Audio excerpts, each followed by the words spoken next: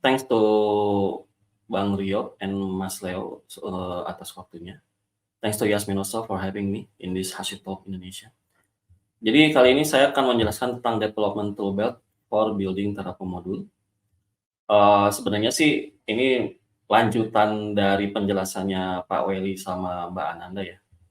Tapi sebelum lanjut saya ada perkenalan dulu. Jadi perkenalkan, nama saya Ridwan. Saat ini saya bekerja sebagai Cloud Infrastructure Engineer di The Catalyst. Saya tinggal di Indonesia, tepatnya di Bandung. Di The Catalyst sendiri kita adalah tim yang bekerja untuk membangun solusi digital dengan high scalable products. Kebanyakan dari kita sebenarnya kerjanya work from anywhere, tapi saat ini terpusat di Jakarta dan Singapura. Ada juga beberapa rekan kerja yang tinggal di Malaysia, Thailand, Vietnam, Rusia, Hungari, Ukraina, dan India. Nah, produk di The Catalyst sendiri salah satunya adalah Jago App, sebuah digital banking solution yang berhasil tembus sampai 9 juta user. Selain itu ada juga PX, sebuah aplikasi HR untuk enterprise. Nah, di The Catalyst sendiri ada 4 kategori Catalysian. Kita menyebut karyawan The Catalyst sebagai Catalysian. Pertama engineer, saya sendiri. Jadi ada back-end, mobile, front-end, QA, infra, DevOps, dan semacamnya. Ini technical banget orang-orangnya. Kalau product owner ini yang menjembatani antara stakeholders dengan engineer. Jadi mereka yang mengatur semua development. Product designer ini menangani pembuatan UI dan UX yang akan dikerjakan oleh mobile dan front end. Lalu ada juga data scientist, tim yang bertanggung jawab terhadap pemanfaatan data di internal Bank Jago dan The Catalyst sendiri. Oke, sebenarnya slide saya yang bagian ini sudah dijelaskan sama Mbak Ananda. Jadi apa sih Terraform module? Terraform module itu adalah sebuah container atau wadah yang berisi multiple resource dan dikelola secara bersama-sama. Nah, di dalam modul ini ada banyak file Terraform yang akan bisa digunakan kembali di provisioner yang lain. Jadi kalau modul itu kita bisa anggap library, sedangkan provisioner itu adalah kode utamanya. Biasanya berisi Terraform parse.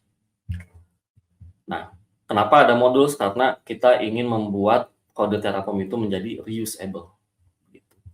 Nah, secara umum Terraform modul itu terdiri dari 4 structure. Kalau saya seperti ini, ada README, tentunya harus berisi informasi lengkap seperti quick start, dependencies library-nya, cara penggunaannya, cara kontribusi ke modul yang kita buat, terus license-nya juga harus tersedia, karena kan kalau tanpa license jadi nggak jelas arah si modulnya. Lalu modules ini bisa sebagai standalone modul atau collection dari berbagai submodules. Nah, kalau standalone modules ya satu modul itu aja.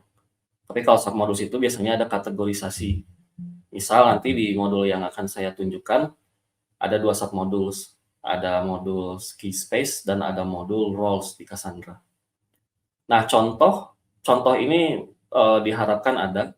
Kenapa? Karena developer yang akan menggunakan modul kita bisa tahu, oh cara menggunakan modul kita adalah mengikuti contoh yang disediakan oleh pembuat modul. Nah, di dalam modul sendiri, baik standalone ataupun submodul, biasanya ada kelima file ini. Ada main TF yang berisi resource-resource utamanya. Lalu ada output TF yang berisi output yang akan ditampilkan ketika Terraform run dan apply. Lalu ada readme-nya lagi. Tapi readme-nya ini lebih teknikal dibanding yang sebelumnya. Nah, readme ini biasanya di-generate oleh Terraform docs.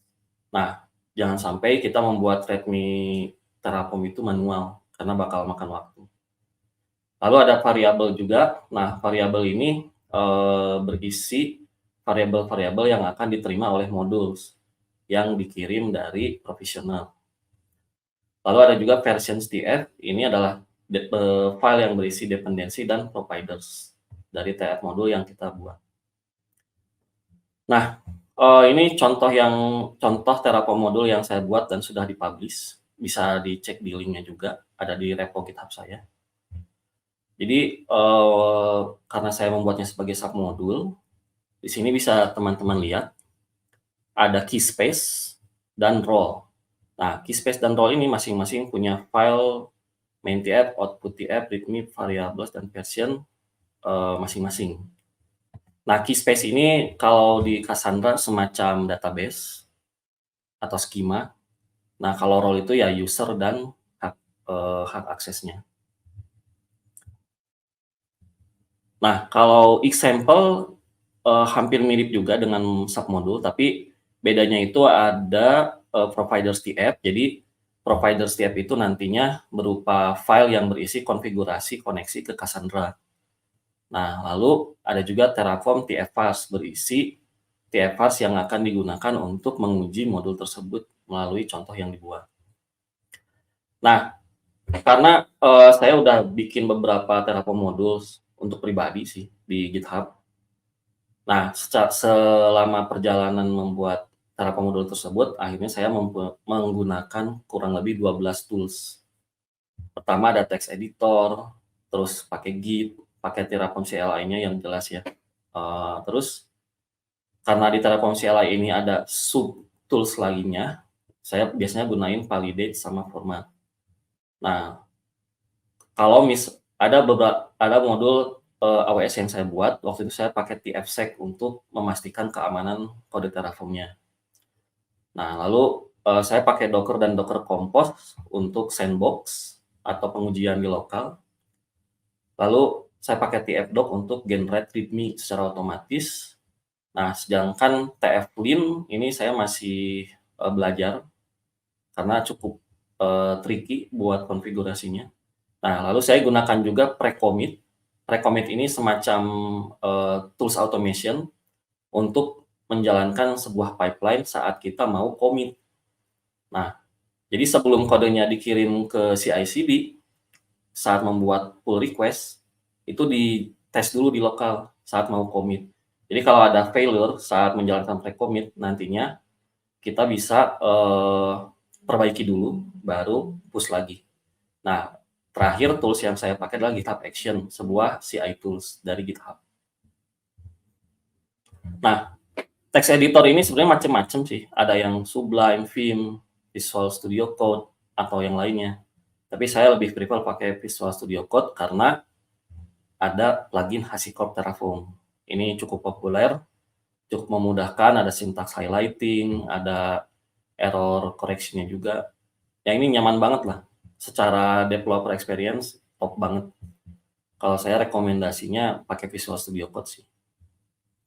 Nah, terus kalau Git, ya saya pakai perintah-perintah dasar aja sebenarnya. Git checkout, branch, git add filenya, terus commit, push origin, log, dan reset hard kalau ada kesalahan saat commit. Ini perintah Git yang saya pakai beneran standar sih, jarang yang aneh-aneh. Nah, terus saya pakai GitHub juga.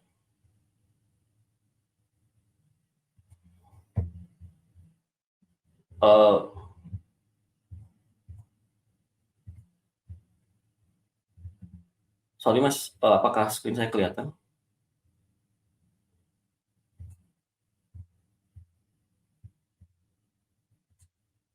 Halo?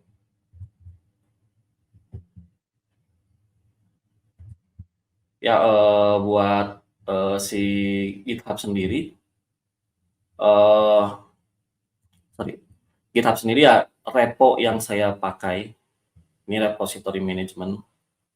Nah, di sini GitHub cukup banyak fiturnya ya. Ada issue tracker, ini kalau kita butuh second brain buat manage development Terraform modul kita. Lalu ada pull request, ini fitur yang paling sangat saya harapkan. Jadi kalau secara bertim nih, mau bikin change baru, kalau tanpa pull request itu red flag bagi saya. Nah, semua harus lewat pull request atau merge request di GitLab. Kalau di GitHub kan istilahnya pull request.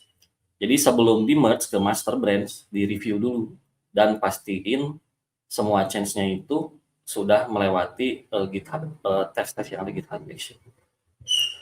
Nah, terus selain itu ada fitur tagging juga. Ini semacam rilis dengan menggunakan semantic version. Nah, rilis juga sama, jadi kode kita akan dirilis sebagai file terpisah beserta deskripsinya. Nah, kenapa perlu rilis? Karena nanti di akhir di akhir slide akan saya jelaskan bagaimana cara merilis Terraform modul ke Terraform registry. Nah, tentu saja karena kita membangun Terraform modul, kita memerlukan Terraform CLI. Agak tidak mungkin untuk membangun Terraform modul tanpa menggunakan Terraform CLI. Karena kita wajib menggunakan init, plan, dan apply-nya serta destroy untuk pengujian modul tersebut. Nah, Terraform CLI ini cukup banyak subcommand-nya, seperti bisa teman-teman lihat. Jadi kalau mau tahu apa aja yang ada dalam Terraform CLI, tinggal terraform --help. Nanti keluar komen-komennya yang akan bisa dicoba oleh teman-teman. Nah, cara install Terraform sendiri, kalau di Mac, ya saya biasanya pakai Braille. Kalau di Windows, ada Windows installernya. Kalau di Ubuntu, ya cukup panjang. Harus daftarin dulu si repositorinya dulu, terus baru bisa diinstal. Nah, kalau instalasi lainnya seperti apa, silahkan dicek di link ini. Ada cara install di CentOS, di Red Hat, di FreeBSD, dan lainnya. Nah, Terraform Validate ini salah satu subcommand yang sering saya pakai. Ini digunakan untuk memastikan bahwa ketika mau menguji sebuah example itu ya jangan sampai lupa Terraform init dulu. Nah, dengan Terraform Validate, kita diingetin nih, modulnya sudah belum diinstal karena belum jalanin Terraform init. Oh, berarti kita harus Terraform init dulu.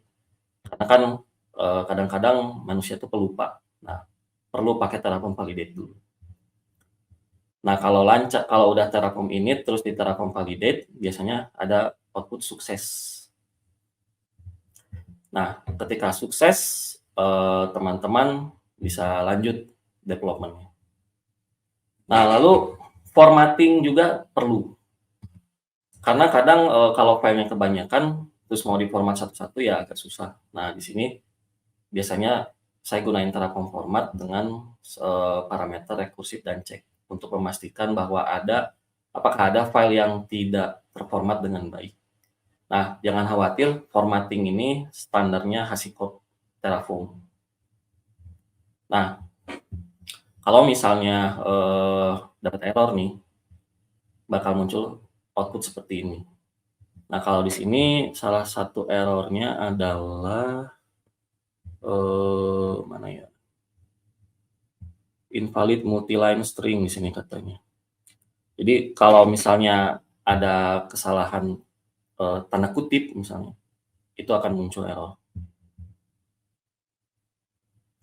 Coba next lagi. Nah, kalau ini sama dengannya ada 2. Nah, ini nggak bisa. Makanya pakai Terraform format recursive check. Nah, kadang-kala ada juga masalah indentasi. Nah, kalau misalnya error seperti ini, jangan di fix manual. Tapi bisa pakai Terraform format recursive. Begitu. Dan nantinya si Terraform akan membantu kita untuk memperbaiki file-file tersebut. Nah, lanjut ada Terraform Sec atau Terraform Security. Ini dari Aqua Security ya. Jadi si tools-nya ini cukup canggih, tapi sayangnya limited sih. Karena dia fokusnya itu ke AWS, GCP, sama Azure. Jadi dia bakal memvalidasi keamanan kode Terraform kita kalau kita menggunakan Terraform provider dari ketiga cloud tadi. Nah, selain ketiga cloud tadi, ada juga cloud-cloud lain. Nah, kalau misalnya kita mau pakai provider yang nggak disupport sama dia, kita harus bikin cek namanya tuh. TFSec cek sendiri. Jadi kita harus bikin rule setnya sendiri. Nah, ini contoh kalau ada error. Ini sebenarnya ada pesannya sih. Jadi di sini disebutkan kalau si Terraform modul AWS saya tuh nggak pakai AWS IAM set max password edge. Nah, dia muncul error. Tapi kalau misalnya di-enable lagi, aman, lolos dari TFC. Nah, errornya cukup deskriptif ya. Di sini ada penjelasannya, apa yang harus diperbaiki, terus apa referensi yang bisa dibaca. Nah, berikutnya Terraform Docs. Ini tools yang sangat membantu saya juga untuk membuat README. Jadi jangan sampai membuat README itu manual, karena makan waktu. Nah, ini contoh README yang sudah di-generate. Di sini README-nya itu di-generate sebagai Markdown, dan di Visual Studio Code bisa kita lihat previewnya. Oh, ternyata modulnya README-nya seperti ini. Nah, ini bisa diedit lagi. Misalnya kalau saya nambahin judul, tapi sisanya nggak saya edit. Nah, terus kalau pre-commit, seperti yang saya bilang, ini semacam seperti pipeline, tapi lokal. Nah, si pre-commit ini cukup menarik, karena ketika kita udah git add titik, terus mau di-commit, jalan si pre-commit-nya, ke-trigger. Nah, di sini tergantung apa yang kita tulis si rule set si pre-commit-nya. Di sini misalnya, oh ada file yang belum diperbaiki nih. Nah, makanya fail. Terus dia diperbaiki sama pre-commit juga. Terus saya jalanin juga Terraform format, validate, sama lead, sama tfsec. Dan ya menurut si pre-commit nggak ada masalah. Makanya dilanjutin. Nah, contoh config-nya tuh seperti ini. Di sini ada hooks namanya tuh. Jadi hooks itu adalah sebuah tools yang akan dipakai oleh pre-commit untuk memperbaiki file di change yang akan kita commit. Nah, di sini ada dua, ada pre-commit hook sama Anton Babenko pre-commit Terraform. Nah, si pre-commit hooks ini ya dibuat sama tim pre-commit, jadi tinggal pakai aja. Terus kalau pre-commit Terraform dari Anton Babenko itu ada sejumlah hooks yang tinggal dipakai, ada validate, format, typing, sama type security.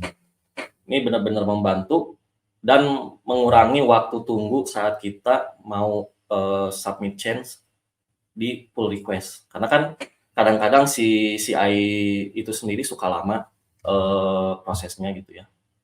Nah, pakai pre-commit itu ya di tes dulu di lokal. Oh, kalau udah aman tinggal tinggal commit, push, terus bikin PR.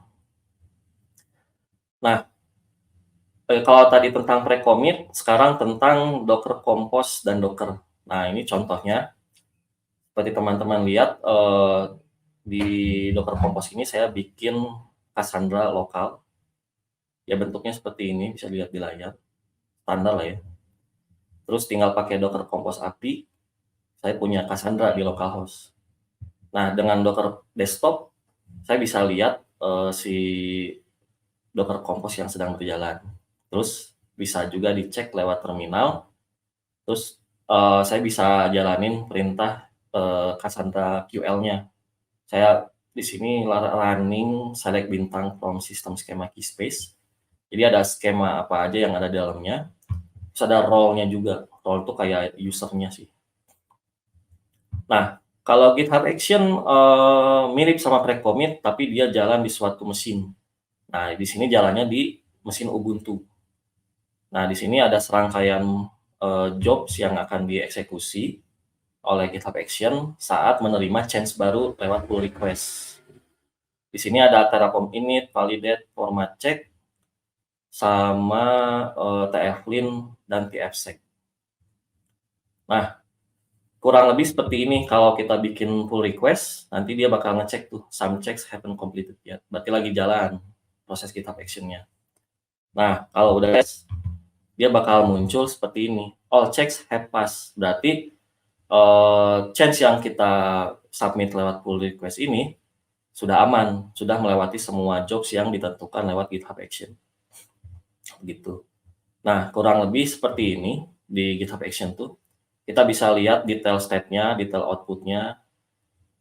Nah, lalu seperti ini contoh output-nya. Ini output dari tfsec. Oh, ternyata nggak ada error nih dari tfsec.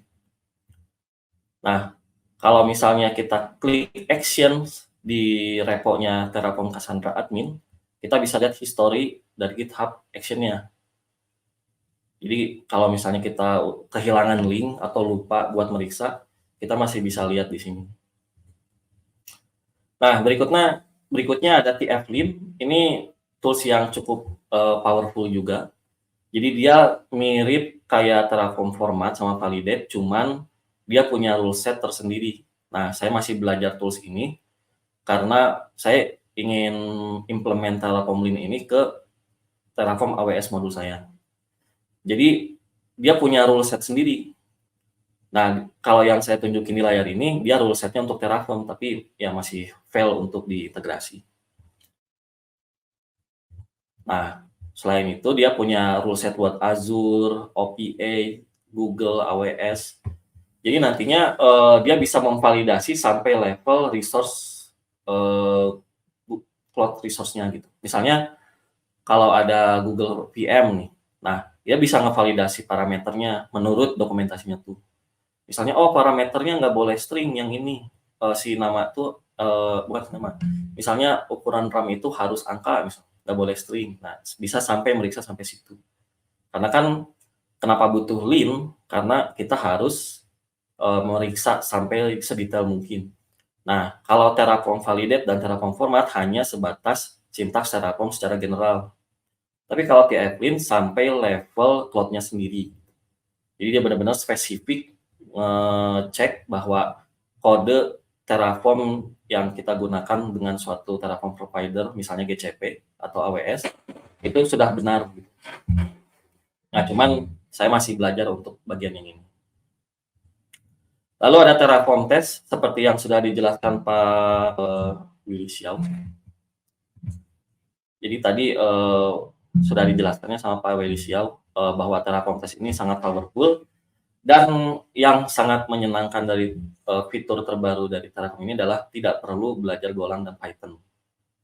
Seperti yang ada di Terratest. Kalau Terraform Test ini benar-benar cukup dengan HCL dan bisa diintegrasikan dengan Terraform modul yang sudah kita buat. Jadi no effort lah. Dan sudah seamless. Ya awalnya saya juga mau belajar Terratest dengan Golang, tapi setelah dilihat, wah cukup kompleks juga gitu. Tapi setelah ada fitur Terraform Test, ini lebih menarik dan sepertinya lebih mudah untuk dicoba. Nah, testing the TF module locally, jadi kalau mau ngetesnya secara lokal ya kurang lebih seperti ini. Di example-nya itu saya sediain provider dan connectivity-nya, tapi mohon maaf ini sebenarnya kurang baik ya. Password tuh nggak boleh di-store di file, apalagi masuk sampai Git. Nah, harusnya saya store-nya itu di HashiCorp Vault. Ada beberapa yang udah bisa, udah saya buat di Terraform modul yang lain. Tapi karena butuh waktu buat dan butuh effort buat nge-running HashiCorp Vault-nya, jadi sebagai contoh doang saya pakai seperti ini. Tapi di production jangan ditiru ya, harus pakai HashiCorp Vault. Jadi Terraform-nya itu ngambil key dari HashiCorp Vault, baru kita bisa jalanin begitu. Baik username atau password lebih baik disimpan di HashiCorp Vault. Nah, ini contoh TF-Parsnya ya simple sih. Cuma nama, role 1, bukan super user, dan harus bisa login. Seperti ini. Nah, kalau teman-teman perhatiin, misalnya di pembicara-pembicara sebelumnya ngebahas Terraform tuh untuk cloud provider tertentu. Nah, perlu digarisbawahi bahwa yang namanya Terraform itu sebenarnya tools yang bisa digunakan selama ada Terraform providernya. Misalnya Cassandra nih, berarti si Terraform provider kreatornya itu udah berhasil mengkomunikasikan Terraform dengan Cassandra. Nah, Terraform provider itu sendiri dibuat menggunakan bahasa Golang. Nah, si Terraform provider ini selama bisa communicate dengan HTTP API atau dengan gRPC atau dengan TCP, nah itu kita bisa bikin Terraform provider begitu. Nah, memang sih kebanyakan artikel atau praktek di lapangan itu membahas menggunakan Terraform itu untuk AWS, GCP, atau Azure, atau Alibaba. Tapi sebenarnya selama Terraform provider-nya tersedia, kita bisa pakai untuk apapun. Nah, contohnya Cassandra ini kan tidak didukung oleh salah satu vendor. Ini produk open source. Nah, ini contohnya Terraform Plan. Di sini ya muncul ya random password terus sama role-nya juga. Lalu kalau misalnya saya apply berhasil. Nah, di sini saya cek, oh test role 1 masuk nih ke Cassandra Docker-nya. Nah, tapi kalau misalnya saya destroy, kehapus kan di Terraform example-nya. Nah, ketika dicek sudah kehapus juga. Nah, ini cara yang sering saya gunakan untuk ngetes Terraform modul, yaitu dengan Docker dan Docker Compose. Nah, ini bagian terakhir, publish the TF module to Terraform registry. Sebenarnya ada di HashiCorp guide-nya. Sih, cuma ini saya tampilkan aja dalam bentuk visual. Jadi yang pertama itu pastikan bahwa teman-teman membuat sebuah repo pastinya, dan harus membuat teks dan rilis dulu. Nah, ikuti semantic version.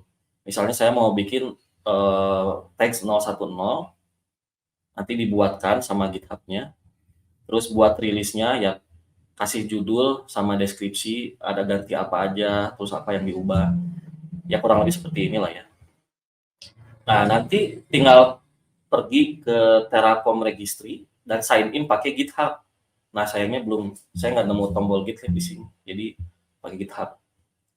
Nah, ketika sudah login, akan muncul profile Terraform Registry kita. Nah, di sini misalnya di pojok paling kanan atas, saya sign in sebagai Ridwan Bejo. Saya bisa lihat profile saya di sini. Nah, profilnya seperti ini, dikasih profile sama Terraform Registry. Nah, ini jangan berharap langsung jadi ya. Ada waktu tunggu, waktu itu berapa menit, berapa jam gitu lupa. Setelah berapa jam baru akhirnya muncul gitu. Nah, ini contoh landing page saya di Terraform Registry. Saya udah buat 17 modul. Nah, kalau mau publish modul, tinggal klik menu publish terus modul. Nah, nanti muncul sebuah form. Di sini formnya tinggal select repository on GitHub. Nah, misalnya Terraform Cassandra Admin. Nah, sayangnya karena saya udah rilis yang versi 010, jadi nggak muncul pilihan 010-nya di sini. Tapi kalau misalnya saya rilis 012, nanti di sini muncul 012.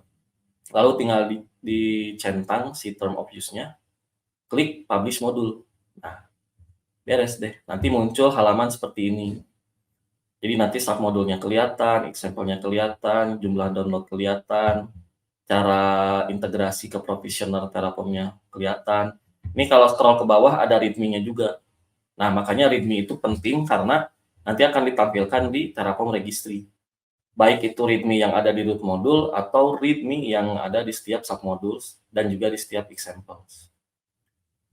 Nah, kesimpulannya kurang lebih kalau untuk development kita bisa pakai Terraform CLI, text editor apapun itu sesuai selera.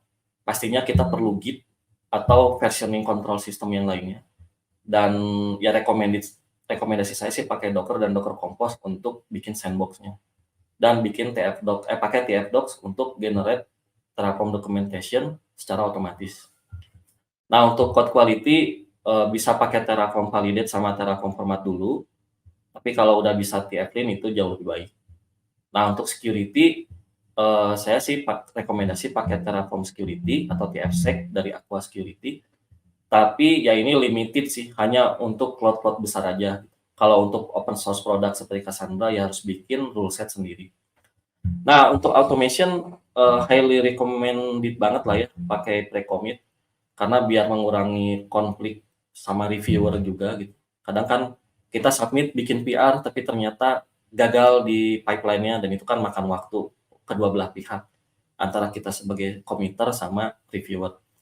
Nah, pakai pre-commit ini mengurangi bukan masalah ya, mengurangi error dulu sebelum benar-benar dibuatkan pull request-nya. Nah, untuk GitHub Action ini sebenarnya contoh doang sih. Kalau misalnya mau pakai Bitbucket pipeline bisa, pakai GitLab CI bisa, atau apapun itu lah. Misalnya AWS Code Commit juga bisa, sama AWS Code Pipeline, Code Build, sorry. Jadi automation ini wajib dan utamakan pre-commit sama, CI. Ya, kurang lebih seperti itu yang bisa saya jelaskan. Terima kasih, Bang Rio dan Mas Le.